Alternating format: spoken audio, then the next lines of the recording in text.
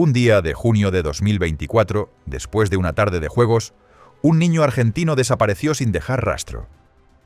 Tras jugar en un naranjal cercano a su casa, su familia se dio cuenta, horas más tarde, que ya no estaba. La búsqueda comenzó rápidamente, pero no se encontraron respuestas. A medida que avanzaba la investigación, la historia se complicaba, con secretos familiares, mentiras y una trama cada vez más inquietante. ¿Qué pasó realmente con el niño? ¿Quiénes están involucrados en su desaparición? Si quieres saber todo lo que sucedió, quédate hasta el final del video. Hola, ¿qué tal? Soy Nicolás Mayorga, tu investigador criminal. Y antes de comenzar, quiero pedirte que te suscribas, que dejes tu me gusta y que me cuentes desde dónde me estás viendo. Tu apoyo es lo que hace posible que siga trayendo historias criminales reales que impactan, que sacuden y que merecen ser contadas hasta el final. Ahora sí, comencemos. Loan Danilo Peña nació el 8 de mayo de 2019 en la ciudad de Goya, ubicada en la provincia de Corrientes, Argentina. Desde sus primeros años de vida, creció en un entorno rural, rodeado de naturaleza, bajo el cuidado de sus padres, María Luisa Noguera y José Mariano Peña, quienes se encargaban de su crianza junto al resto de la familia. El matrimonio tuvo 8 hijos, de los cuales Loan era el menor. A pesar de tratarse de una familia numerosa, se mostraban como un grupo unido que enfrentaba en conjunto las dificultades propias de vivir en una zona rural, donde el acceso a servicios y comodidades urbanas era limitado. José Mariano y sus hijos adultos se dedicaban principalmente a las labores del campo, aunque en ocasiones realizaban trabajos de construcción para complementar los ingresos familiares. La familia residía en la localidad de 9 de Julio. En la misma provincia de Corrientes vivían otros familiares por parte del padre, entre ellos Catalina Peña, de 87 años, madre de José Mariano. Catalina vivía a unos 8 kilómetros de distancia, en una vivienda separada del núcleo familiar principal. Según algunas versiones, existía cierto distanciamiento entre José Mariano y su madre, motivado por una relación tensa entre Catalina y María Luisa. Otras fuentes señalaron que el hombre visitaba a su madre aproximadamente una vez al mes, y no con mayor frecuencia, debido a la distancia entre ambos hogares. Como consecuencia de esta situación, Loan había tenido poco contacto con sus parientes paternos y había compartido muy poco tiempo con ellos. Aún así, el niño mostraba entusiasmo por la idea de pasar más tiempo con su abuela. Con frecuencia les pedía a sus padres que lo llevaran a visitarla, y aunque por distintas razones esas visitas no se concretaban, el pequeño insistía sin perder el interés. Quienes conocían a Loan lo describían como un niño alegre, despierto y muy comunicativo. A pesar de su corta edad, era visto como alguien vivaz, siempre dispuesto a interactuar con quienes lo rodeaban y con una energía constante que lo caracterizaba dentro de su familia y su entorno. Sus hermanos contaban que mostraba un marcado cariño por la tierra y por las tareas del campo. Aunque era pequeño, sabía manejar algunas herramientas y solía ayudarlos a desmalezar los sembradíos, participando de forma activa en las labores cotidianas. También se involucraba en los preparativos de los asados familiares de los fines de semana, una actividad que disfrutaba especialmente, ya que esa era su comida favorita.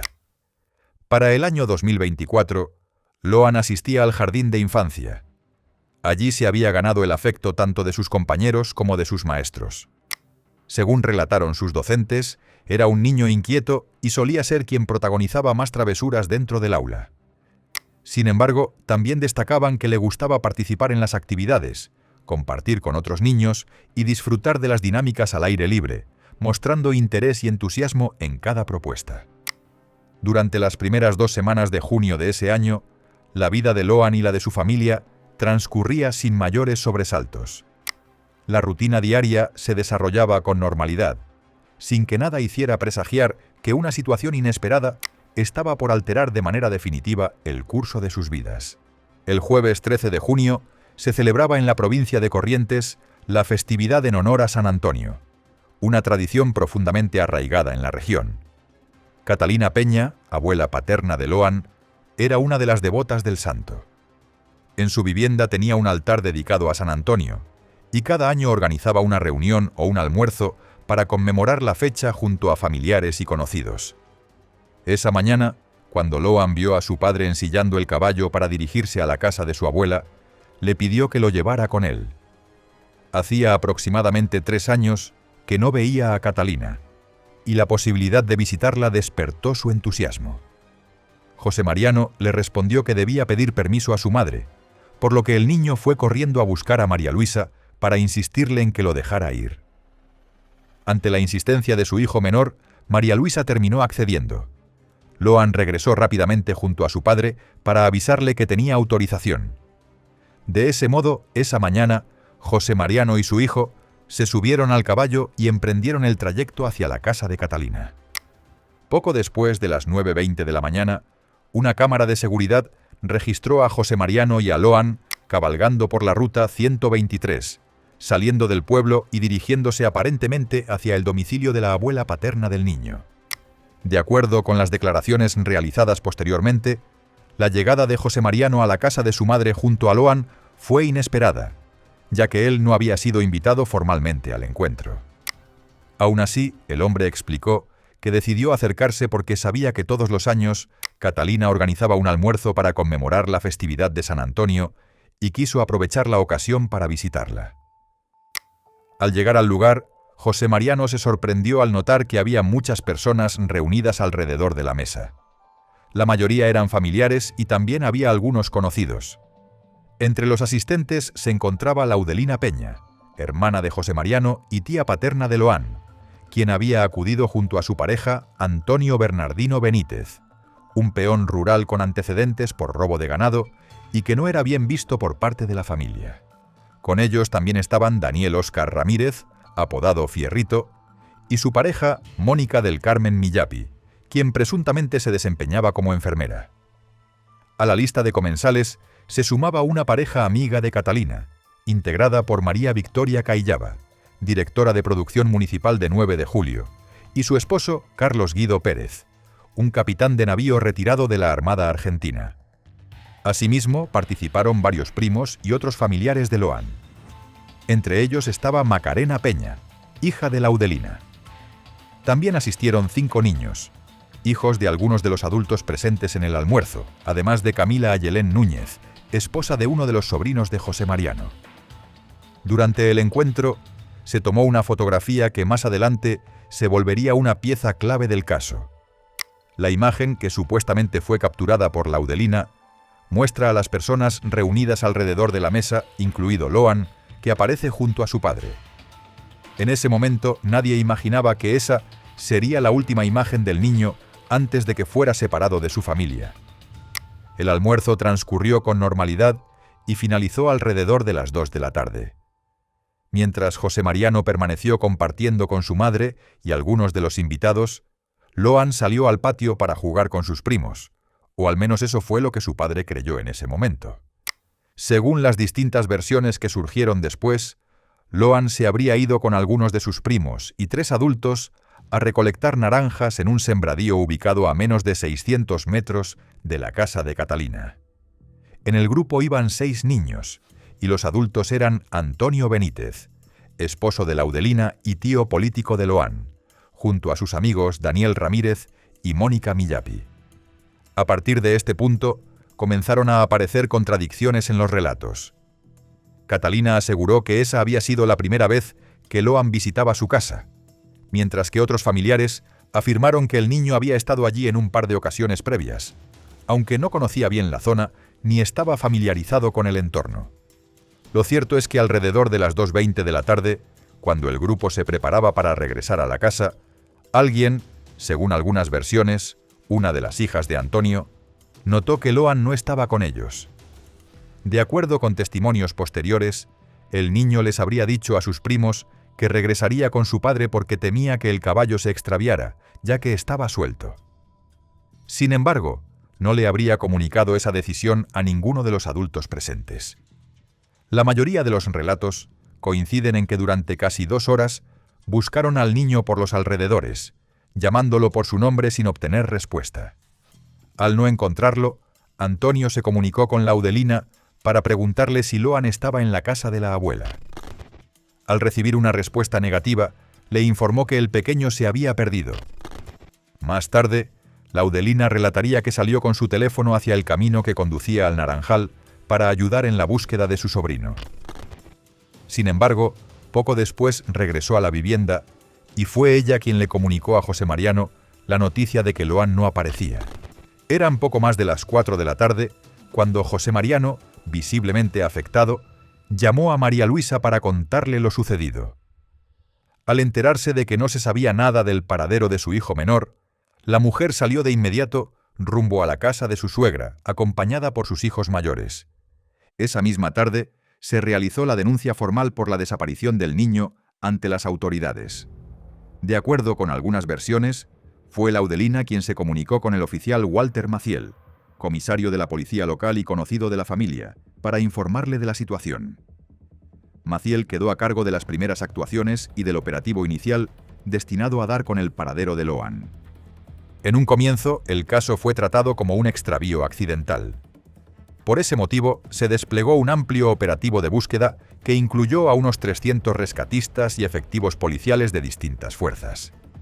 El rastrillaje abarcó cerca de 100 kilómetros cuadrados en los alrededores del lugar donde el niño había sido visto por última vez y en las inmediaciones de la casa de su abuela. Los trabajos se extendieron incluso durante la noche, con el apoyo de drones equipados con visión nocturna y perros entrenados para la búsqueda de personas desaparecidas. A pesar del esfuerzo, no se obtuvo ningún resultado y no se hallaron rastros del niño. Para ese momento, la noticia ya había llegado a los medios de comunicación locales, que comenzaron a cubrir de manera permanente el desarrollo del operativo.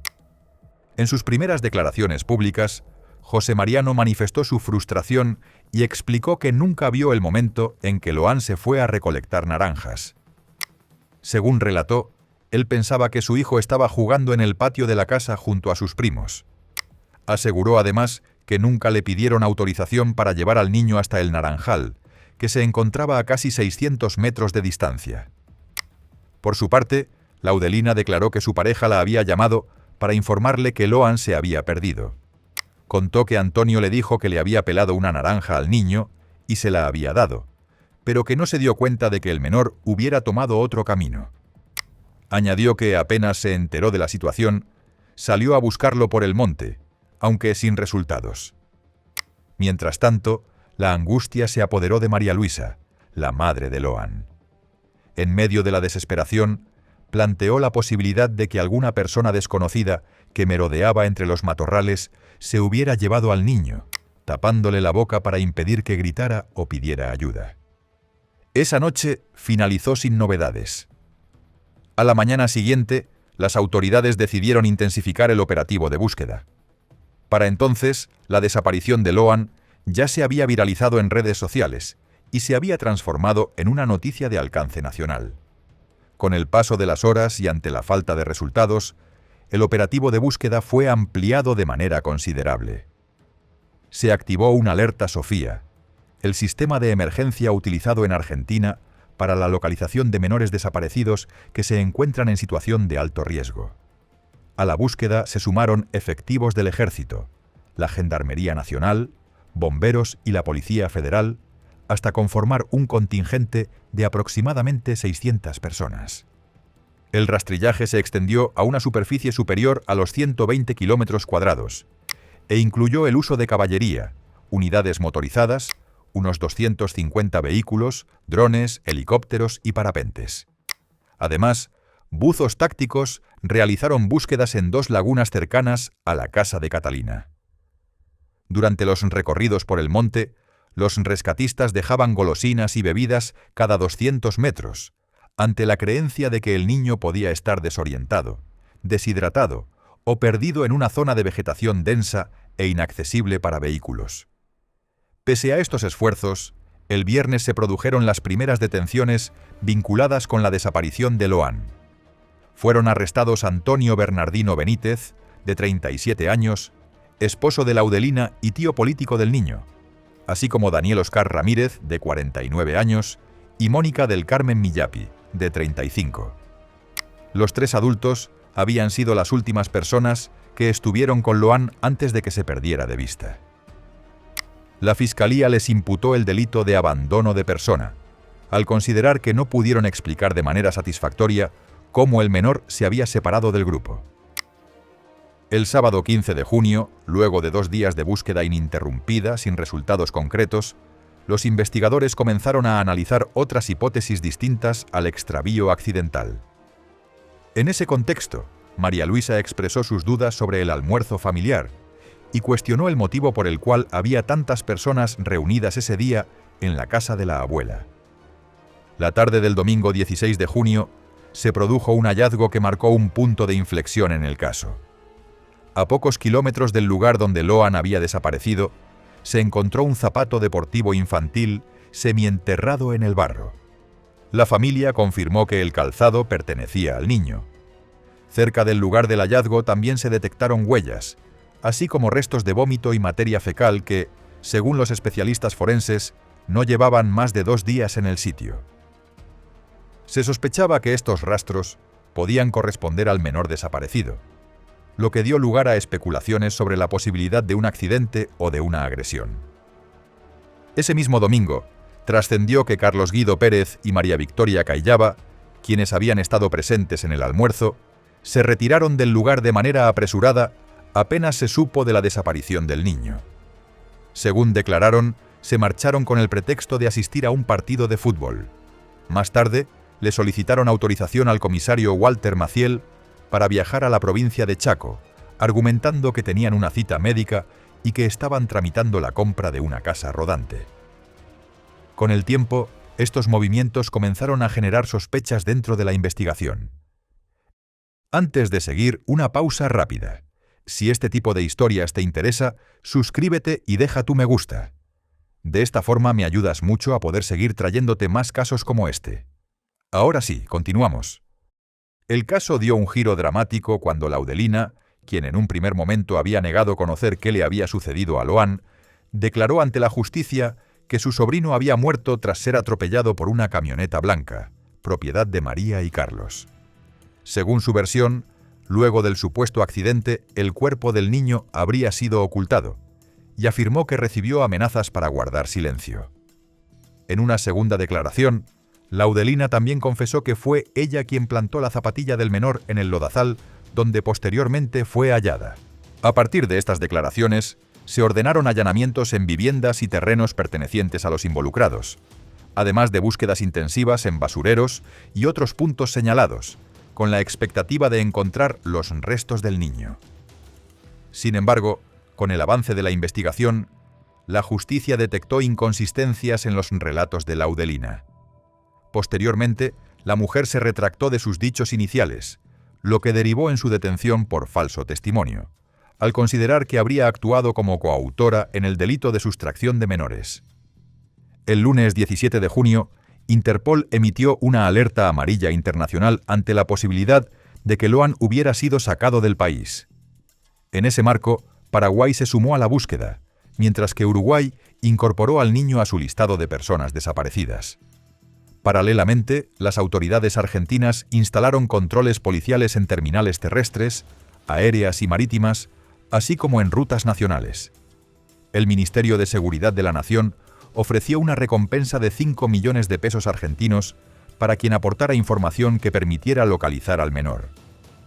Las fichas de búsqueda difundidas describían a Loan como un niño delgado, de entre 80 y 90 centímetros de altura, tez trigueña, ojos marrones y cabello corto de color castaño oscuro. Como seña particular, se indicaba que tenía una cicatriz en el remolino de la cabeza. Su nombre y su rostro comenzaron a circular masivamente en medios de comunicación y plataformas digitales, y el caso se transformó en uno de los más visibles del país. La exposición mediática fue creciendo con el correr de los días. Cada pista o novedad era difundida y analizada de manera constante, lo que derivó en una sobrecarga de información, rumores y versiones no confirmadas. Esta situación no solo generó desinformación, sino que también expuso a la familia de Loan al escrutinio público, quedando muchos de sus integrantes bajo sospecha o cuestionamientos. Mientras tanto, Los padres del niño mantenían la esperanza de encontrarlo con vida, aunque esa expectativa se debilitaba a medida que pasaban los días sin avances concretos. Los hermanos mayores de Loan exigieron que se investigara a todos los asistentes al almuerzo, incluso si eso implicaba el arresto de miembros de su propia familia. En ese contexto, un juez de garantías dictó la prisión preventiva para los 3 adultos detenidos hasta ese momento. La hipótesis del extravío accidental perdió fuerza de manera definitiva y la investigación comenzó a centrarse en la posibilidad de un rapto, con la trata de personas como principal línea de investigación. El 18 de junio, perros rastreadores de la Policía Federal detectaron el olor de Loan en 2 vehículos pertenecientes a Carlos y María, una camioneta de color blanco y un automóvil compacto de color rojo. En este último, los rastros eran particularmente intensos, lo que llevó a los investigadores a sospechar que el niño pudo haber sido trasladado en ese vehículo antes de ser entregado a otra persona en la provincia de Chaco. Tras estos resultados, se ordenó la detención del matrimonio bajo la acusación de captación de personas con fines de explotación, agravada por tratarse de una víctima menor de 18 años.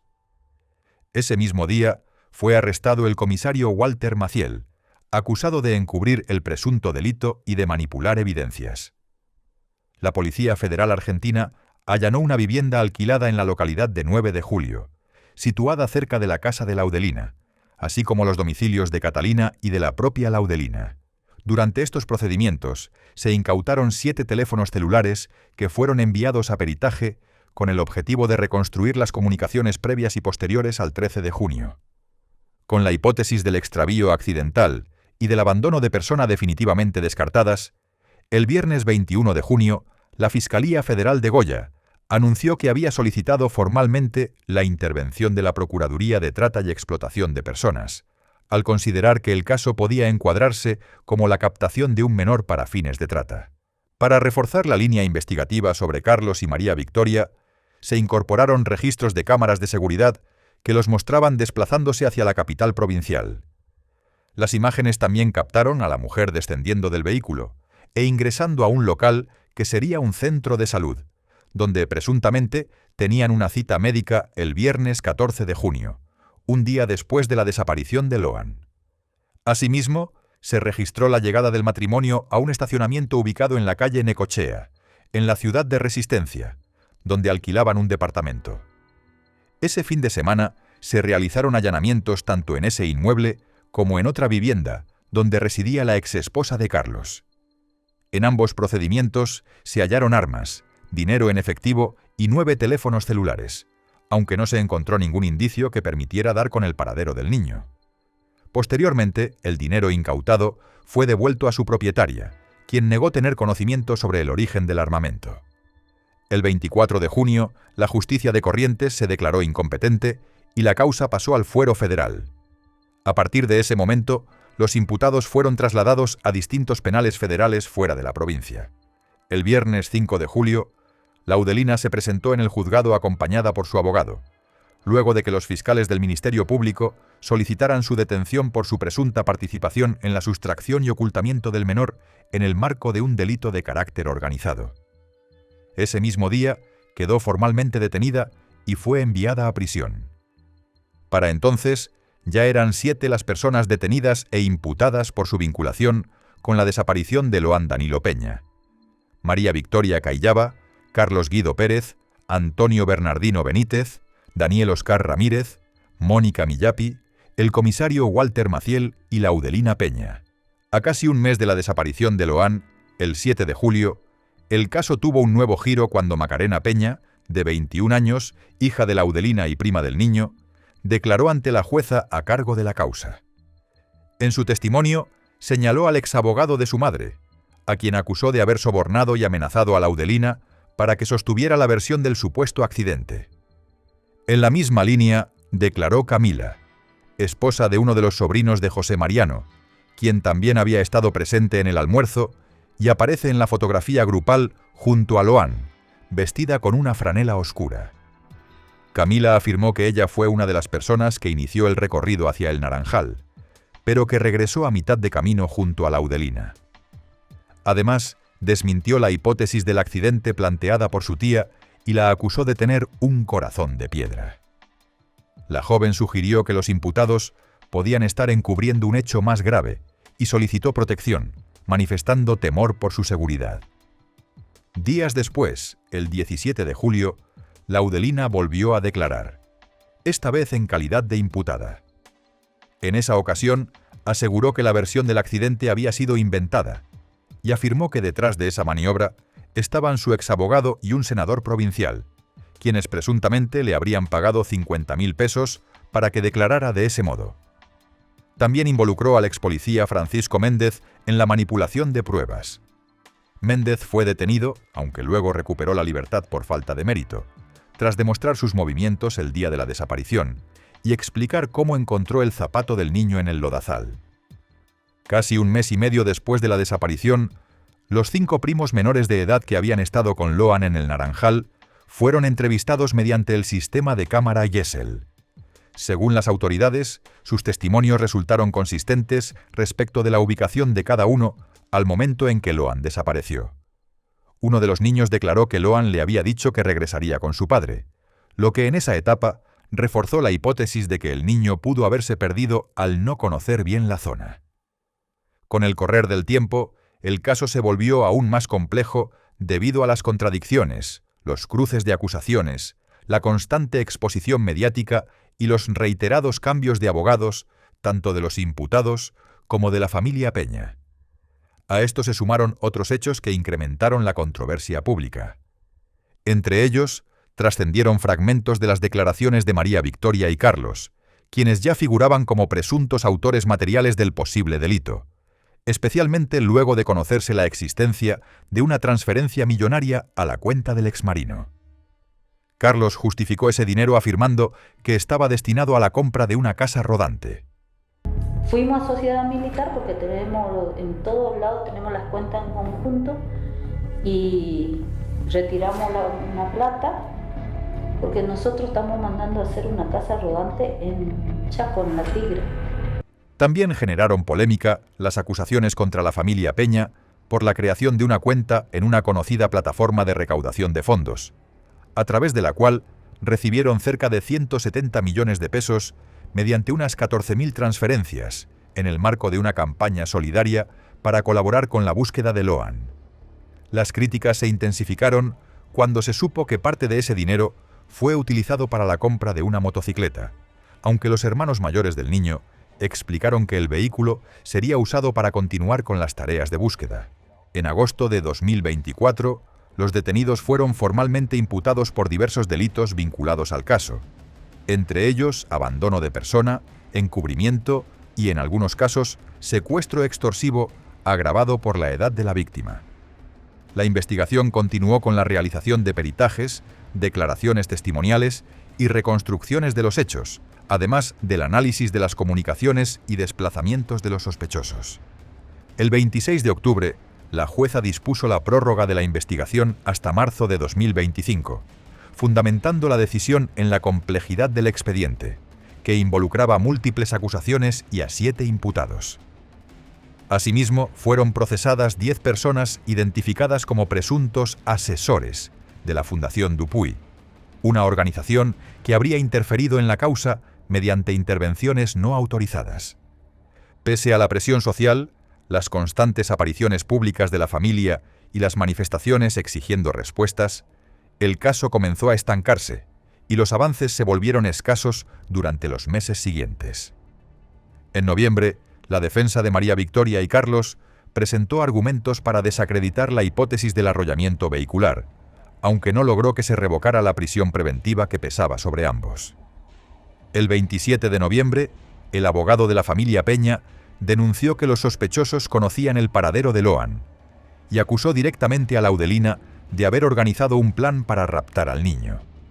La hipótesis de la trata de personas continuó siendo la principal línea de investigación, aunque la falta de pruebas concluyentes mantuvo la causa sin avances definitivos. El 14 de diciembre, María Luisa Noguera y José Mariano Peña difundieron un comunicado en el que expresaron que pensaban en su hijo todos los días y que seguían luchando para conocer la verdad. El 18 de diciembre, la justicia federal ordenó nuevos rastrillajes en la zona rural conocida como El Algarrobal y autorizó el eventual drenaje de lagunas cercanas en busca de nuevas pistas. En enero de 2025, a 7 meses de la desaparición, la familia solicitó nuevas pericias sobre los vehículos de María Victoria y Carlos, al sostener que Loan habría sido subido a la camioneta del matrimonio. El objetivo era determinar si había sido atropellado accidentalmente o si fue entregado a terceros con otros fines. El abogado reiteró la hipótesis de un secuestro con fines sexuales, asegurando que el niño no habría salido de Corrientes, aunque esa versión no contaba con respaldo probatorio ni aval judicial. El caso volvió a tener visibilidad el 15 de enero, cuando el recientemente fallecido Papa Francisco lo mencionó en un discurso, lo que renovó la atención mediática sin aportar nuevas pistas. También trascendieron declaraciones de Mónica Millapi, quien habló sobre el comportamiento de Laudelina durante la desaparición, y afirmó que ella y su esposo eran inocentes, negando la existencia de un pacto de silencio, aunque de manera indirecta apuntó contra la tía del niño. A fines de enero, el abogado de la familia volvió a sostener que Loan no salió de Corrientes y afirmó que los imputados estaban cerca de una condena. En esa ocasión, sugirió que Daniel Ramírez habría entregado al niño a María Victoria y Carlos, quienes lo habrían secuestrado con fines sexuales, y que algo habría salido mal durante ese proceso, impidiendo su devolución. La investigación continuó, y el 10 de abril de 2025, la Cámara Federal de Corrientes agravó la imputación contra el excomisario Walter Maciel, al considerarlo penalmente responsable del delito de sustracción de un menor de 10 años, pasando de encubridor agravado a partícipe necesario. También se confirmaron los procesamientos de Carlos Guido Pérez, María Victoria Cayllaba, Laudelina Peña, Antonio Bernardino Benítez, Daniel Oscar Ramírez y Mónica Millapi. Una semana después, un periodista que seguía el caso difundió mensajes que María Luisa había recibido en su teléfono. En ellos, un remitente le preguntaba por qué no quería que Loan estuviera cerca de él, y aseguraba que no le haría daño. Luego, el mismo número volvió a escribir con un tono más conciliador, ofreciendo disculpas. Los mensajes generaron desconcierto, y el periodista pidió que se investigara el origen de esas comunicaciones, aunque hasta ese momento la Fiscalía no se había pronunciado al respecto. Lo más reciente del caso fue la denuncia presentada por la familia de Loan contra el abogado que los representó, a quien acusaron de haberse apropiado indebidamente de 12,5 millones de pesos. Según Mariano Peña, uno de los hermanos mayores del niño, ese dinero había sido entregado como adelanto para cubrir el 50% de los honorarios de un peritaje clave sobre los teléfonos de los detenidos. El especialista señalado negó haber recibido el dinero y aseguró que se había ofrecido a realizar el trabajo sin costo alguno, lo que profundizó las sospechas sobre la actuación del abogado. A comienzos de mayo, trascendió que la querella solicitó la aplicación de la figura del arrepentido a los imputados, con el objetivo de obtener información que permitiera conocer el paradero del niño. El 8 de mayo, Loan habría cumplido 6 años, pero casi un año después de su desaparición, el caso seguía sin resolverse. La desaparición de Loan Danilo Peña es el reflejo más crudo de cómo un niño puede desvanecerse en medio de contradicciones, silencios y responsabilidades diluidas. Cada versión enfrentada, cada pista que se desarma, cada declaración que se retracta, deja al descubierto no solo la fragilidad de la justicia frente a ciertos contextos, sino también el dolor profundo de una familia que sigue esperando respuestas. El tiempo avanza, pero la ausencia permanece intacta, suspendida en una herida que no cierra y en una pregunta que aún no encuentra respuesta. ¿Dónde está Loan? Gracias por acompañarme en este caso. Si quieres seguir conociendo más historias criminales de la vida real, suscríbete, déjame tu me gusta y cuéntame desde dónde me estás viendo. Me encanta leerte y saber hasta dónde viajan estas historias. Nos vemos en el próximo caso.